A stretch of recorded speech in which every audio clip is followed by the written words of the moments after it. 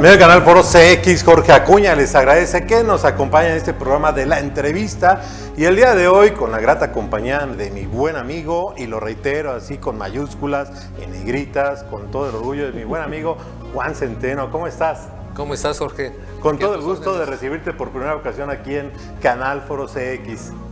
Pues estamos muy contentos de que nos hayas invitado y pues vamos a platicar. Vamos a platicar y bueno, pues como ya vieron el título del programa, rememorando la transición democrática en Celaya.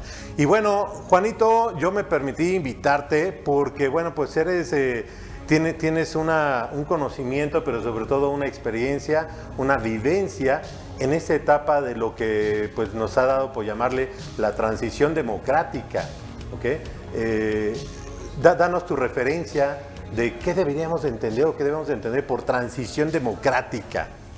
Sí, precisamente recordemos, bueno, los que lo recordamos, recordemos que hubo una etapa muy triste de la política mexicana en la cual pues había una hegemonía de partido. Era un solo partido el que regía, el que ordenaba, el que resolvía la vida política y social de Celaya y de todo el país. Nosotros dimos una lucha muy fuerte a partir de la inconformidad. Cuando dices nosotros, ¿quiénes son nosotros? ¿A quiénes te refieres? Yo milité en el Partido Acción Nacional durante muchos años.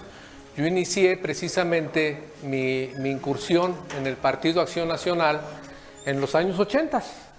En los años 80, todavía estaba jovencito yo. ¿Qué edad tenías? Y no voy a hacer cuentas, nada más una pregunta para tenerla de referencia. Estaba alrededor de los 23, 24 años. Ok, y déjame decirles, compartirles que precisamente ahí en el PAN fue donde coincidimos, donde tuve la oportunidad de conocerte. Yo en ese entonces debería tener unos 18, 19 años, que es cuando también me acerqué al PAN. Entonces era un PAN muy diferente a lo que hoy conocemos, ¿no? Con una ideología muy definida, con altos valores puestos en práctica, ¿no? Sí, precisamente esa era la característica por la que, independientemente de que mi papá desde siempre se inclinaba mucho por la ideología del PAN, y él decía que teníamos que cambiar las cosas con un buen partido, y decía voten por el azulito. ¿Sí? Independientemente de eso, yo me fui acercando al partido porque coincidía con muchas de las ideas que yo tenía respecto a cómo teníamos que hacer las cosas en Celaya y en el país. En aquel tiempo pues había gente con mucha calidad moral dentro del partido, y eso era también un aliciente para cualquiera de nosotros que quisiéramos incursionar. Bueno, yo creo, si me permites, espero que coincidas, pues que es muy merecido referir a nombres, o sea, porque son personas que inspiraron moralmente a que muchos nos integráramos al partido, ¿no? Ah, claro. No, pues miren, en aquel tiempo estuvo, por ejemplo, don Ricardo Suárez Inda, ya estaba ahí como un referente. Estuvo también la influencia muy fuerte del Güerito Guerrero. Estuvo muy fuerte también toda la participación de los señores, ¿cómo se llaman? Salvador. Chava Romero. Todos ellos eran los referentes. Estaba un señorón que yo lo sigo admirando desde siempre, el Capi Roberto Miranda. Así es. La señora Cristina Hermosillo, de Villalobos. Sí, todavía activa, ¿no? Muy activa. Sí, una señorona. Sí. Miguel Ángel Almaguer. Yo me acerqué precisamente buscando conocer un poco más del partido. En esa ocasión que me acerqué, precisamente quien me atendió fue don Ricardo Suárez Inda, para empezar a platicarme lo que era el partido, y Alfonso Guerrero, un hijo del Güerito Guerrero, que eran los grandes fundadores del PAN en Celaya. Me convenció todavía. De hecho, en sus instalaciones ahí de la farmacia era donde se realizaban las reuniones del partido, ¿no? Cochera. Antes de que tuvieran las instalaciones propias después en Quintana Roo. en Quintana Roo. Ahí me acuerdo que eran las primeras reuniones que facilitaban ellos el espacio. Así es. En las farmacias que están en Insurgentes. Y había una situación ahí muy, muy bonita, que era el que todos los que estábamos ahí, los que íbamos a participar, no solo lo hacíamos de manera voluntaria, lo hacíamos con mucho gusto y hasta poníamos de nuestra bolsa para lo que se necesitaba. Me llenaba a mí de orgullo ya una vez iniciando mi andar dentro del partido, que quiero referirte a eso. Yo me acerqué al partido por interés.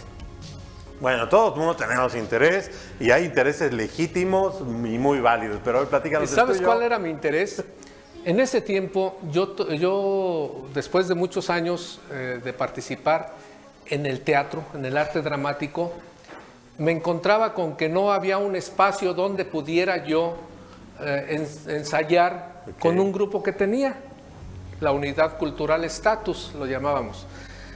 No se me permitió el acceso en ningún recinto de la Casa de la Cultura, ni nada de eso. No, estaban cerrados los espacios. Okay. Y yo me acerqué al partido para ver si me daban un lugarcito para poder yo llevar a mis muchachos actores a que hiciéramos obras de teatro, a que ensayáramos nuestras obras de teatro, y les ofrecía a los del Partido Acción Nacional que si me daban un espacio para participar, para ensayar, nosotros podíamos aportarle presentaciones en algunos mítines o comunidades donde ellos quisieran. Ese fue mi compromiso precisamente. Okay. Y ahí inicié precisamente, hubo la apertura, me abrieron un espacio y no solo eso, yo pude poner a actuar dentro de la Unidad Cultural Estatus, que después pasó a ser del Partido Acción Nacional, a Miguel Ángel Almaguer, a la señora Cristina Hermosillo, al doctor Jesús Torres León, a los hijos de la señora Cristina Hermosillo, a Cristina Villalobos, que ahora está como nuestra flamante regidora. ¿Sí? Todos ellos eran muchachos que iban ahí y a los cuales yo integré algunas obras de teatro. Okay. Y de ahí empecé a interesarme todavía más en el aspecto político y empecé a tratar de incidir en algunas de las reuniones para que se hicieran las cosas como uno tenía la idea. ¿Tuviste algún rol, si no mal recuerdo, ahí en el partido encargado algo de propaganda, no? Sí, efectivamente. Yo estuve pues con muchos roles porque precisamente era el responsable de la prensa y propaganda. Me correspondía pues coordinar todo lo relacionado con las ruedas de prensa y todo eso. Me tocó el Cabildo Popular con don Ricardo Suárez. Sí, y me correspondía precisamente coordinar las ruedas de prensa que se hacían. Don Ricardo Suárez, él compitió para la presidencia municipal en la primera ocasión, si no me recuerdo, en 1985. Así es. En donde ya se hablaba de un fraude electoral. Bueno, era muy común entonces hablar de fraudes electorales, que de hecho, bueno, yo tuve uno de los acercamientos, los primeros acercamientos que tuve con el partido, también fue pues motivado con la calidad moral de muchas personas entonces. Entonces yo colaboraba en un grupo juvenil, Nuevo Horizonte se llamaba, y también me acerqué a personas y que coincidía que militaban y formaban parte del partido. Me acerqué igual al partido y bueno, también tuve participación política en las elecciones. Me consta cómo era ese proceso de fraude en las casillas electorales, ¿cómo le llamaban? Cuando se metían todos los... que se embarazaban las urnas. Pues me tocó verlo, era triste, pero pues me tocó verlo y uno a los 18, 19 años, pues todavía te inyecta más, ¿no? Llevas todo el ímpetu y te metes de una manera muy activo en la vida política. Y bueno, la opción entonces, pues más firme para muchos, pues era el Partido Acción Nacional, que para muchos les costó trabajo, les costaba porque eran señalados por ser de oposición, y es que todavía imperaba esa parte de la hegemonía, de la imposición del PRI, que estaba muy acostumbrada al carro completo, ¿no? Sí, definitivamente, fue una época muy difícil, pero muy ilustrativa, muy formativa para todos los que queríamos incursionar en el aspecto político, en la política. Definitivamente... ¿Alguien alguna vez o tuviste alguna experiencia de que te señalaran porque eras panista, que te representara cerrazones, bloqueos? Sí, definitivamente, sí los hubo. Los hubo, pero mira, uno era, y en mi caso soy idealista. Ese punto era algo que todavía, o es algo que todavía a la fecha hay quienes me conocen y que me vieron, me dicen que cómo puede ser posible que después de tantos desengaños y de tantas cosas yo siga siendo idealista. Pues yo creo que es algo que no debemos perder. Bueno, déjenme comentarles que antes de entrar al programa platicando, nos decías, bueno, no eres militante, lo acabas de decir aquí en el programa, no eres militante del PAN, pero tienes una ideología, principios que siguen vinculados con ese color azul del partido, ¿no? Claro, yo tengo mi corazoncito azul, y tengo mi corazoncito azul por convicción. Yo sé que el Partido Acción Nacional como institución sigue siendo aquel partido en el que yo creí y que sigo creyendo. Desafortunadamente, quienes fallamos somos los hombres. Así es, las personas. Las personas, sí. Definitivamente hay muchas cosas que me han decepcionado de la forma de hacer política actual. En aquel tiempo, pues todo era luchar, y era esa brega de eternidad a la que se refería Efraín González Luna. Oye, tú tuviste un acercamiento con mucha gente, ahí tenemos algunas fotografías, le voy a pedir a producción que nos las ponga y nos platica de esa experiencia. ¿Cómo no? Oye, mira, están empezando con esa que me hiciste el favor de compartir, y pues para muchos que no me identifican, por ahí rescataste esa foto en donde estoy yo. Muchos ni me han de identificar, ¿verdad? Pero no hay mucho de dónde soy, pues es ahí el morenito que está ahí en... Cuando tenías más pelo. Sí. Bueno, ahorita me lo recorto así intencionalmente, ¿eh? Pero en aquella ocasión tendría, no sé, 22 años. Que me acuerdo que en esa ocasión me animé a lanzarme como precandidato del PAN a una diputación. Así es. En el distrito seguramente 15. Así es. Y tenía al frente al contador, ¿cómo se llama? Puente Peñaranda. Y me acuerdo que entre él y yo estábamos. Pero me acuerdo mucho de esa convención, fíjate, y que todavía se guardaban muchos principios democráticos, hablando de la cuestión democrática, porque las candidaturas se definían en convenciones. Así es. Era una elección dentro del partido. No era por dedazo. Así es, tú ibas y te registrabas, como lo hice yo en aquella ocasión, y me llamaba la atención, bueno, me lo recuerdo, que dentro de esos estilos de intenciones para candidaturas dentro del partido había reglas, y una de las reglas era no podías hablar mal del contrincante. Efectivamente, y eso habla de los principios que nos regían. Nosotros no podíamos, por mucho fervor que tuviéramos, no podíamos demeritar, al contrario. Así es. Nosotros teníamos que hablar sobre nuestras virtudes, nuestras fortalezas y nuestras propuestas. Pero no podíamos de ninguna manera hablar mal ni de las propuestas, ni meternos en un debate, mucho menos de la persona. Okay. Mucho menos de la persona, y de ahí nacen muchas cosas que ya después también hemos venido platicando respecto a cómo respetar a la persona. Sí, a la dignidad de la persona humana, que es uno de los principios del partido. Sí, y la verdad es que a mí quise empezar con esta fotografía que te agradezco que la hayas rescatado de tu álbum, seguramente, y que me la compartas, porque no tenía yo ninguna fotografía, así que la voy a considerar con mucho cariño. Pero hay otras fotografías ahí que tuviste la oportunidad de estar cerca también de figuras políticas nacionales. Por ahí, pues háblanos de esta personalidad también con la que estás. Don Luis H. Álvarez. Sí, uno de los precursores de la resistencia civil activa y pacífica. Él en Chihuahua, junto con Pancho Barrio, que estaba muy joven, eran los que empezaron con ese movimiento que tomaron de los antecedentes de Gandhi, Martin Luther King y algunas otras personalidades a nivel mundial. Sí, de esta forma, hablando de la resistencia civil activa y pacífica, que parecen palabras, pero es toda una, no sé si filosofía, pero es una práctica social de expresión política en temas cuando queremos cambiar cosas sustanciales en los sistemas de gobierno. Tenemos por ahí algunas otras imágenes después de esta, y que también fue precursor, ¿no? De la resistencia activa. Fue el gran impulsor de la resistencia civil a nivel nacional, resistencia civil activa y pacífica. Muy joven ahí tú. Ahí es. Sí, muchos años antes. Y recuerdo mucho una frase de Maquío que él pugnaba porque hubiera tanta sociedad como fuera posible y solo tan poco gobierno como fuera necesario. Esa era su frase de él. Sí, sí, desafortunadamente sí, se han tornado diferente las cosas. Ahorita es demasiado gobierno y muy poca sociedad. Así es. ¿Me permites ir a un pequeño identificador, un pequeño corte? Claro que sí. Y regresamos en no más de un minuto a su programa de la entrevista y seguimos platicando con Juan Centeno, activista social con gran experiencia política, y seguimos rememorando esta transición democrática en Celaya.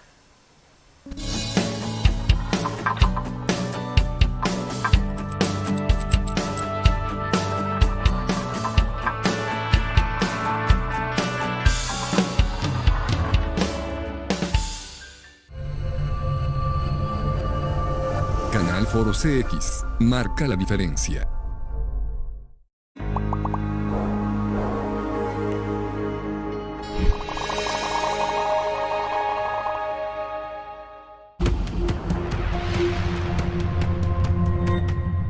Soy José Luis Jiménez y los invito a que veamos nuestro primer titular del día. Del día de hoy corre a... Les comparto el pronóstico del clima. Vamos con la información de los deportes de... Espero que te haya sido útil Las personas que perciben un salario. El adiestramiento canino que... Obviamente por el Instituto de Arte. A Canal Foro CX, Luisito informa.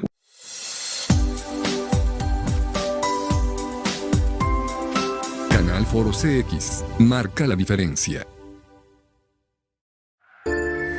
Canal Foro CX marca la diferencia.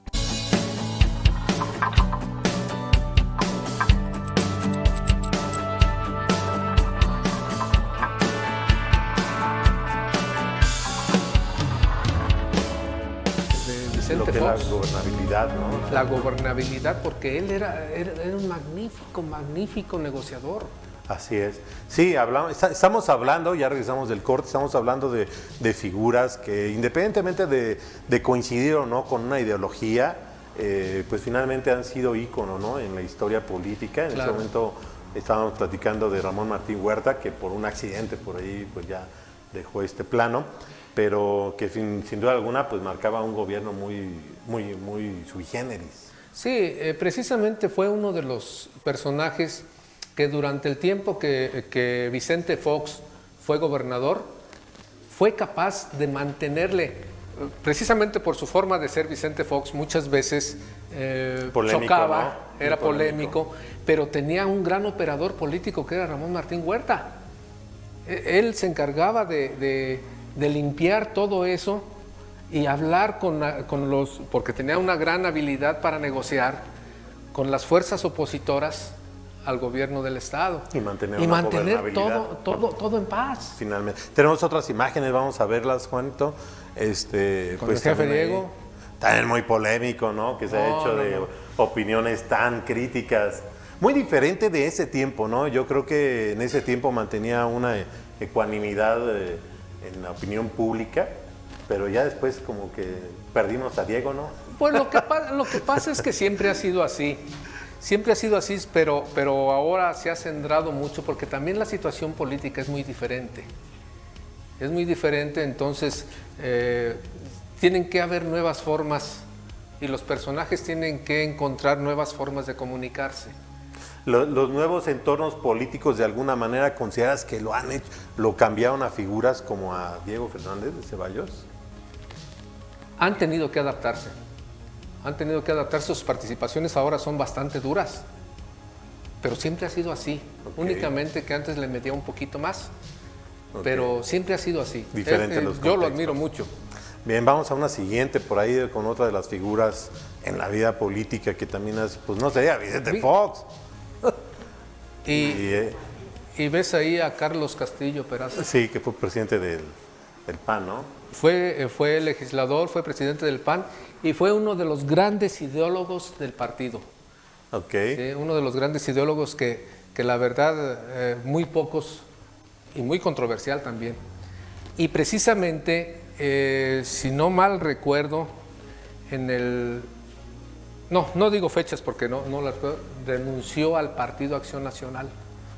Renunció al Partido Acción Nacional porque no estaba de acuerdo con la nueva forma de hacer política de los dirigentes del Partido Acción Nacional. Qué difícil, ¿no?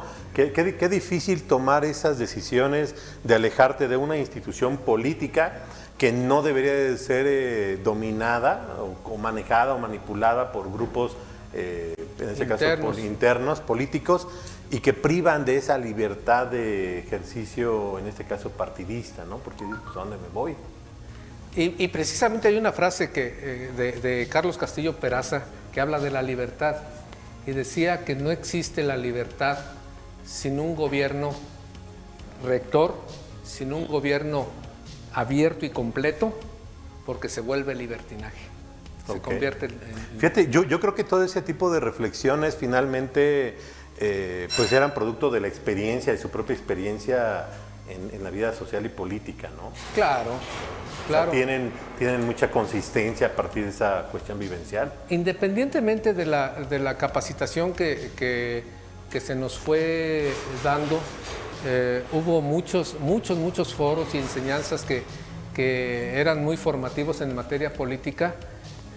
No olvidemos que todos nosotros, los que de alguna forma participamos ahí, lo hacíamos, nuestras vivencias nos iban formando. Claro. Oye, en esa fotografía estás, a ver, amplíame esa, y también está repitiendo, y pues me aparece Vicente Fox, muy polémico también, que muchos vemos un Fox antes del proceso del 2000, de cuando todavía era gobernador, cuando luchaba, pues tenía esa causa, esa lucha social y política, y un Fox totalmente diferente, ya en gobierno, como que falló a las expectativas de una inmensa cantidad de mexicanos, ¿no? ¿Tú cuál es tu opinión? ¿Cómo tú ves esa vivencia? Sí, estoy de acuerdo, pero también tenemos que considerar algo. Él llegó en un momento en que estaba un sistema de gobierno muy consolidado. Tuvo que llegar y a veces, en la mayoría de los casos, tuvo que trabajar con los engranes que le dejaron. Okay. ¿Sí? Era imposible que en 6 años se cambiara una hegemonía de 80 años. Bueno, eso es claro. Yo creo que ningún gobierno en 6 años puede cambiarlo. Así es. Pero más allá de lo que en la función pública puede realizar, en lo que es su discurso, la expectativa que sí fue un cambio radical. Definitivamente. Y bueno, muchos pues le atribuyen por ahí la injerencia de Martita. Pues, mejor te quedas callado, dices. Ahí solo ellos saben.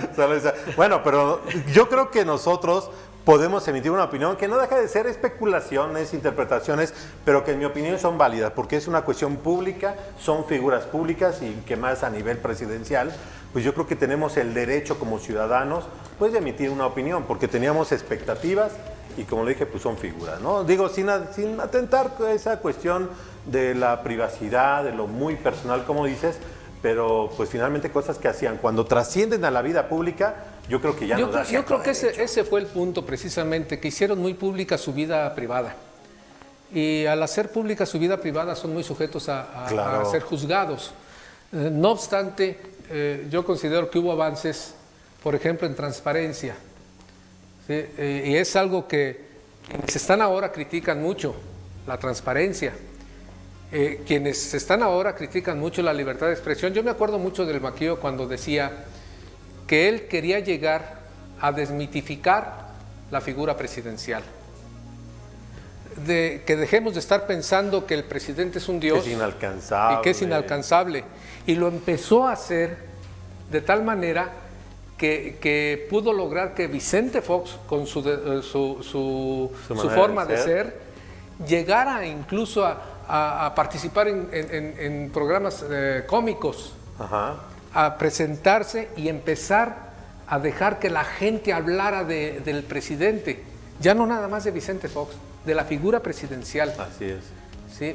Y se abrió una gran forma de libertad de expresión. Sí, de la figura, de empezar a ver de manera distinta al presidente de la República. Que es un humano que también tiene una gran responsabilidad. Okay. Y comete errores. Claro.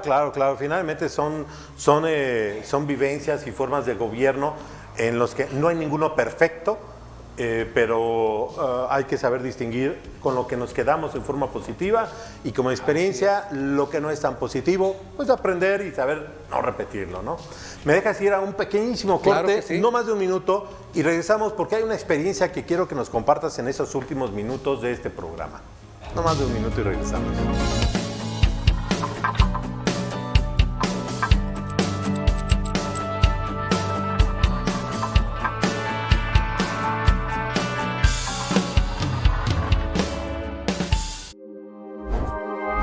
Canal Foro CX. Marca la diferencia.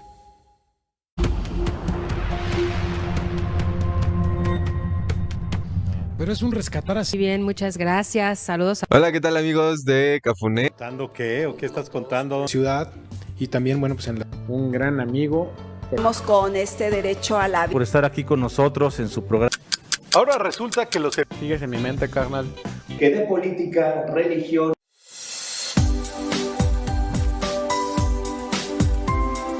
Canal Foro CX. Marca la diferencia.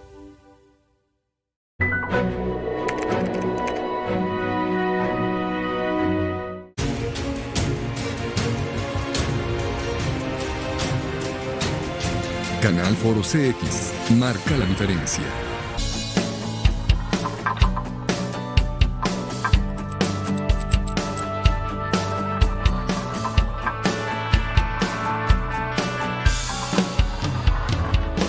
Sí, toda una figura también en la vida política. claro. Sin que nosotros la escogiéramos, ya llegamos. Bueno, pero pues ni modo, nos agarran.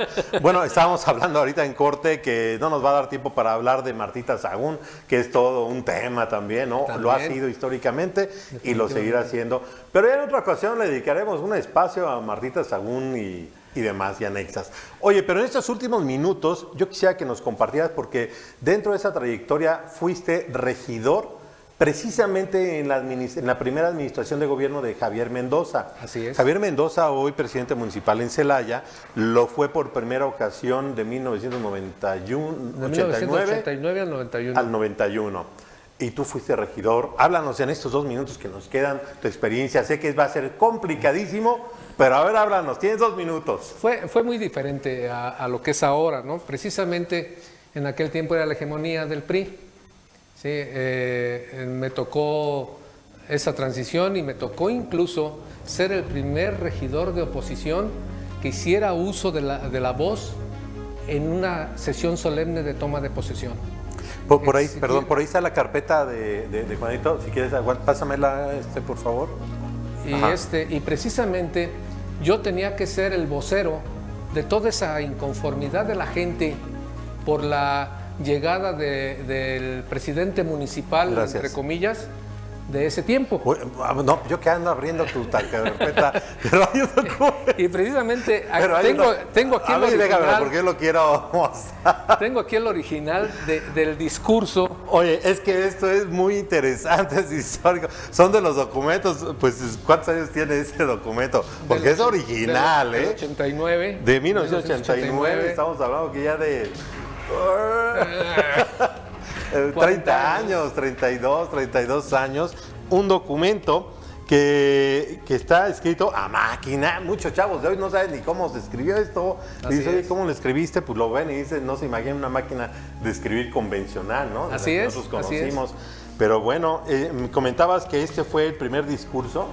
Sí, ahí precisamente exigía yo, a nombre de toda la ciudadanía que resultó defraudada por esa elección, exigía yo el uso de la voz. Ven, en este último minuto, léenlo. La primera parte no va a ser todo. Haz de cuenta que vamos a revivir ese momento y no me vayas a cortar estos minutitos. Ya sé que nos quieres correr, pero espérame. Haz de cuenta que estás en el cabildo. Un fragmento. Sí, claro. Dice, señores del Presidium, ciudadanos celayenses, he solicitado el uso de la palabra para hablar a nombre de mis compañeros regidores y del mío propio, a fin de explicar el porqué de nuestra presencia en esta toma de posesión, a pesar de no estar de acuerdo con la situación que nuevamente, como hace 3 años, está sufriendo la ciudadanía celayense, al ser víctima de la imposición de una autoridad que tiene sus orígenes en el seno oscuro del atraco, la burla, la ilegalidad y el autoritarismo.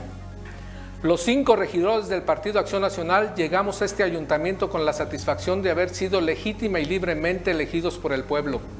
Satisfacción que desgraciadamente jamás podrá saborear ninguno de los otros miembros de este cabildo.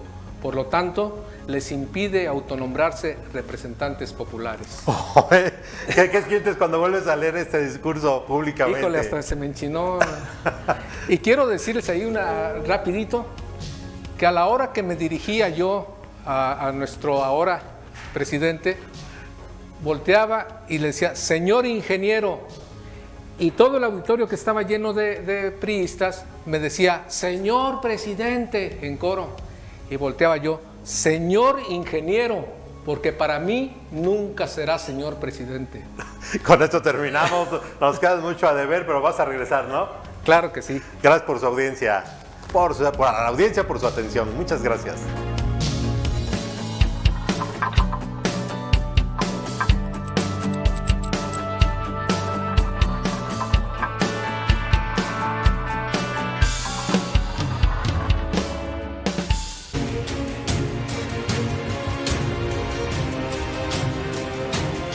Canal Foro CX marca la diferencia.